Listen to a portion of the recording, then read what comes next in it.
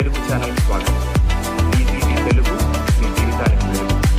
ఈరోజు మనం మాట్లాడుతున్న topic understanding the big picture. అంటే ఏంటి? మనం ఏం చేస్తున్నాం, ఎందుకు చేస్తున్నాం, అది ఓవరాల్ సిచ్యువేషన్లో ఎలా ఎఫెక్ట్ అవుతుంది అనేది తెలుసుకోవాలి. ఈ టాపిక్ గురించి ఆలోచించినప్పుడు ఈ మధ్య జరిగిన ఒక ఇన్సిడెంట్ గుర్తొచ్చింది. ఒక 10-12 ఇయర్స్ ఎక్స్పీరియన్స్ ఉన్న ఒక సాఫ్ట్వేర్ లీడ్ అనుకోండి. అతను ఈ మధ్య ఒక కెరియర్ గైడెన్స్ కోసం వచ్చారనమాట. నేను జాబ్ మారదాం అనుకుంటున్నాను, నాకు కొంచెం గైడ్ చేయండి అని.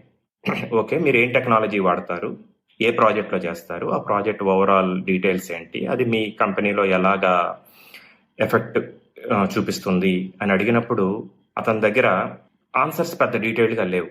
సో మీ ఎయిమ్ ఏంటి ఓవరాల్గా అని అడిగితే ఒక టెక్నాలజీ డైరెక్టర్, ఆ తర్వాత CTO తన కెరియర్ ఆస్పిరేషన్ అని. కెరియర్ ఆస్పిరేషన్ ఉండటం చాలా మంచిది. సో హాఫ్ జాబ్ డన్ అనమాట. Because when you know where you want to go, life becomes easier కదా. మనం ఎక్కడికి వెళ్ళాలో, మన డెస్టినేషన్, మనకి గమ్యం కరెక్ట్గా తెలిస్తే ప్రయాణం చాలా సులువుగా సుఖంగా ఉంటుంది. ఎందుకంటే ఒక ఆప్షన్ కాకపోతే రెండో ఆప్షన్ మనం చూసుకుంటాం. కానీ ఆ లీడ్ ప్రాబ్లం ఏంటంటే ఆయనకున్న కంపెనీలో వాళ్ళ టెక్నాలజీ డైరెక్టర్ పేరు తెలీదు, వాళ్ళ CTO పేరు తెలీదు, తను చేస్తున్న ప్రాజెక్ట్ ఓవరాల్ కంపెనీలో ఎంత ఇంపాక్ట్ క్రియేట్ చేస్తుందో ఐడియా లేదు.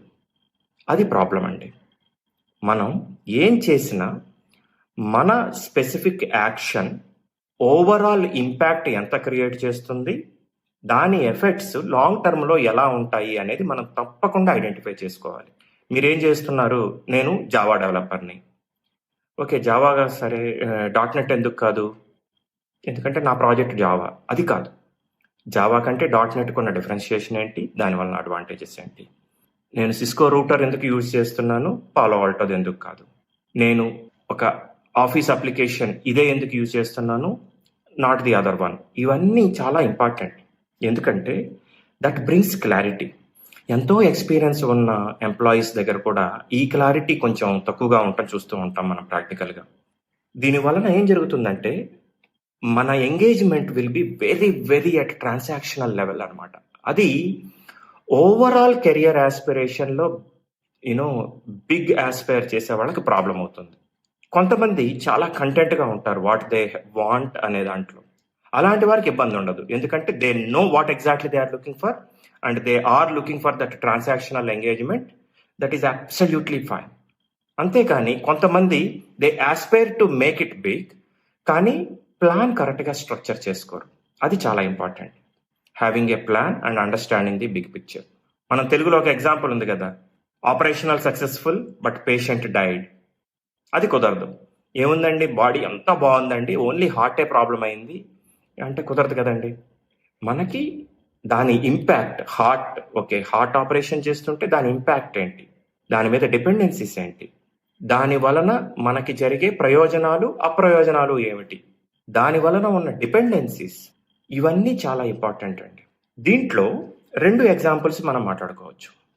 ఒకటి thinking the understanding the big picture, that is one aspect of it. Second thing, what role do you play in it. ఇప్పుడు ఒక బిగ్ పిక్చర్ మనకు అర్థమైతే దాంట్లో మూవింగ్ కాంపోనెంట్స్ ఏంటి, దాంట్లో మన డిపెండెన్సీస్ ఏంటి, మనం ఎక్కడ యాక్సలరేట్ చేయగలం. సైన్స్లో మనం చిన్నప్పుడు నేర్చుకున్నాం కదా, ఒక 2 కెమికల్స్ మిక్స్ అవ్వాలంటే కొన్నిసార్లు మధ్యలో మనం ఒక ఎక్స్ట్రా ఎలిమెంట్ యాడ్ చేయాల్సి వస్తుంది. దానివల్ల ఏంటి అంటే ఆ కెమికల్ రియాక్షన్ అనేది యాక్సలరేట్ అవ్వచ్చు, క్విక్గా అవ్వచ్చు, ఎక్కువ ఎనర్జీని క్రియేట్ చేయొచ్చు. సో మనము ఏమి చేసినా ఆ బిగ్ పిక్చర్ అనేది చాలా ఇంపార్టెంట్.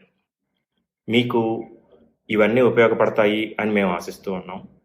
ఈ వీడియో మీరు చూస్తున్న ఎవరైనా సరే మాకు సలహాలు, సూచనలు తప్పకుండా ఇవ్వండి. ఎందుకంటే ఇనిషియల్గా మేము చెప్పినట్టు ఇవన్నీ ఏదో మాకే అన్నీ తెలిసి మేము షేర్ చేస్తున్న విషయాలు కాదండి. వేరే వేరే చోట్ల నుంచి నేర్చుకుని, తెలుసుకుని, కన్సాలిడేటెడ్గా, క్యూరేటెడ్గా ఒక కంటెంట్ తయారు చేసి షేర్ చేస్తున్నాం తెలుగులో. ఇవి మీకు ఉపయోగపడతాయని ఆశిస్తూ మీ సలహాలు, సూచనలు మాకు పంపించాల్సిన email address tgvtelugu@gmail.com. TGV TELUGU TGV Telugu @gmail.com. తప్పకుండా మీరు మీ సలహాలు, సూచనలు మాకు పంపించండి. Thank you.